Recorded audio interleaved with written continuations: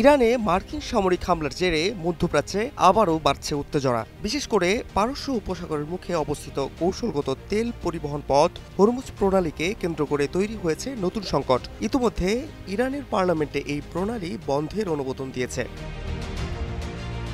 এমন প্রেক্ষাপটে বিপজ্জনক পরিস্থিতি এড়াতে বিশাল আকারের দুটি তেলবাহী জাহাজ হরমুজে প্রবেশের পর ইউটার্ন করে ফিরে গেছে বলে জানিয়েছে মার্কিন সংবাদ সংস্থা ব্লুমবার্গ। প্রতিবেদনে বলা হয়, কোসিউজডম লেক ও সাউথ লয়্যালটি নামের দুই ট্যাঙ্কার প্রায় ২০ লাখ ব্যারেল অপরিশোধিত তেল বহনে সক্ষম। রবিবার স্যাটেলাইট ট্র্যাকিংয়ে দেখা যায় জাহাজ দুটি হরমুজ প্রণালীতে প্রবেশ করলেও কিছুক্ষণ পরই দিক পরিবর্তন করে নিরাপদ রুটে চলে যায়। ইরানের প্রেস টিভি জানিয়েছে, ইরানের পারমাণবিক স্থাপনাগুলোর বিরুদ্ধে মার্কিন আগ্রাসন শুরু করার আগে বিশেষজ্ঞরা ইরানের উপর চাপিয়ে দেওয়া চলমান যুদ্ধ সমুদ্র পর্যন্ত বিস্তৃত হওয়ার সম্ভাবনা সম্পর্কে সতর্ক করেছিলেন। হরমুজ প্রণালী দিয়ে প্রতিদিন বিশ্বব্যাপী ব্যবহৃত মোট তেলের ২০% পরিবাহিত হয়, যার মূল্য প্রায় $1 বিলিয়ন।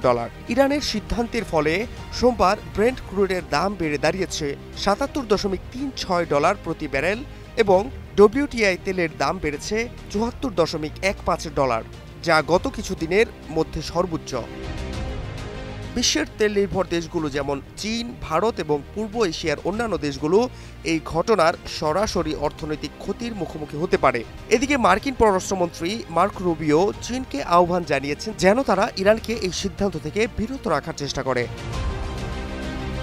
বিশ্ববাজার ও জ্বালানি খাতে অস্থিরতা বাড়বে নিশ্চিত।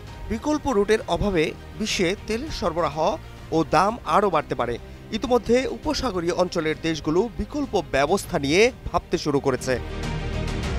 বিশেষজ্ঞরা বলছেন, ইরান নিজেও এই পথ বন্ধের কারণে আর্থিক ক্ষতির মুখে পড়তে পারে। তবে রাজনৈতিক ও সামরিক চাপ প্রয়োগের কৌশল হিসেবে এই সিদ্ধান্ত ব্যবহার করতে পারে তেহরান।